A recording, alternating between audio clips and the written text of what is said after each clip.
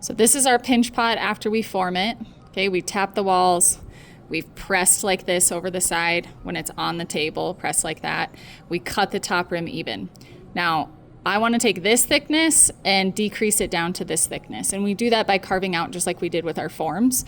You can see the corner is starting to form there. So if this wall is straight up and down, and this wall is straight up and down, we create that corner on the side, and then we also create a corner on the bottom because we're gonna be removing it flat here. So you can't rush through this because you want it smooth on the inside.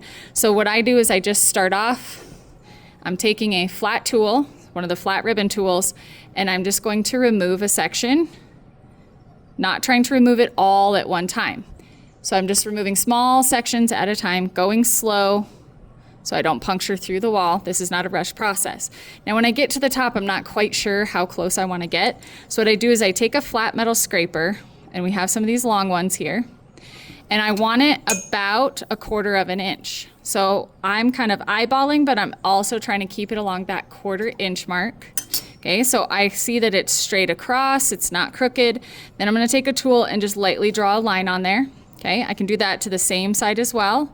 Lightly draw the line, and I already have my lines on there.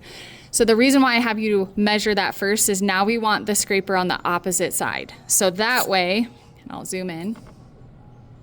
So that way when I lay this scraper on here, I'm not guessing with how much I need to take off. I just put it right on that line, and I can lightly start to carve that away at a nice straight line. So I'm kind of using it like I use a ruler when I'm drawing. So that way when I take it off, I have that guideline of how thin I want it. And I do the same thing here. And I always want to use the flat side. I almost use the curved side. Okay, I don't have to do that all the way down. That just gives me a guideline. So now when I'm scooping out that clay, I know how much to scoop. Sometimes I have to go this way, but if you notice, I slow down even more so I don't end up gouging. And if the clay is too soft, then you need to stop, blow dry it, and continue. So when I get down to this bottom section, I want to make sure I flatten out the bottom. So it's gonna take some time. And sometimes if you're not sure if you're carving through, put your hand on the outside so you can kind of feel it, and just continue carving and smoothing out those walls. If it gets a texture to it like this right here, I'm just gonna continue. I try to hold my tool so it's flat. If I hold it like this, I'm gonna carve lines in it. So I just slowly remove a little bit of clay at a time. When I get to the corner, you're not gonna make a straight line the first time, but if I just focus on this wall and keeping it flat, get some of this out of the way,